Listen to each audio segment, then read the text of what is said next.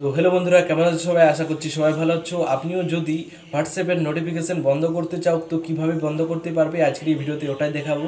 তো চলো বেশি দেরি না করে আজকের এই ভিডিওটা শুরু করা যাক। তো এইখানে দেখতেই পাচ্ছ আমি মোবাইল স্ক্রিনটা ওপেন করে নিয়েছি। তো সবার প্রথমে আপনাদেরকে যেটা করতে হবে, আপনাদের অ্যান্ড্রয়েডের সেটিংটা ওপেন করে নিতে হবে আপনাদের ফোনে। তো চলো আমি এখানে আমার সেটিংটা ওপেন করে নিচ্ছি।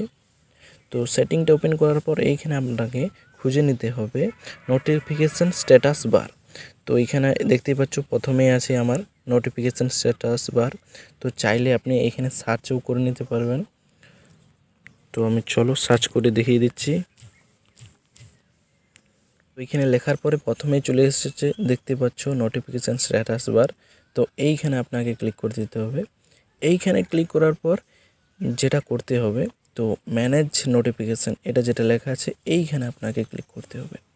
এইখানে ক্লিক করার পর কিছুক্ষণ লোডিং নিচ্ছে, এখানে ওয়েট করে নিতে হবে। তো লোডিং নেওয়ার পর দেখতে পাচ্ছ এরকম একটা ইন্টারফেস চলে আসবে।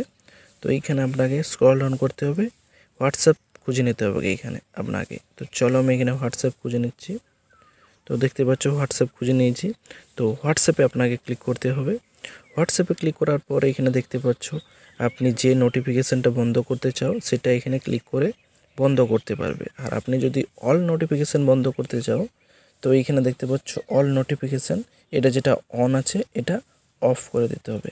তো আপনার সবই নোটিফিকেশান এখান থেকে বন্ধ হয়ে যাবে। তো চাইলে আপনি, তো আমি ওইখান থেকে ব্যাক চলে আসলাম। তো এরকমভাবে আপনাদেরকে করে নিতে হবে। তো এটা ছিল আজকের ভিডিওটা দেখে যদি আপনি কিছু শিখেছেন বা ভিডিওটা যদি ভালো লেগে থাকে চ্যানেলটিকে অবশ্যই লাইক শেয়ার সাবস্ক্রাইব করে যাবেন। তো চলো পরের ভিডিওতে আপনাদের সঙ্গে দেখা হচ্ছে।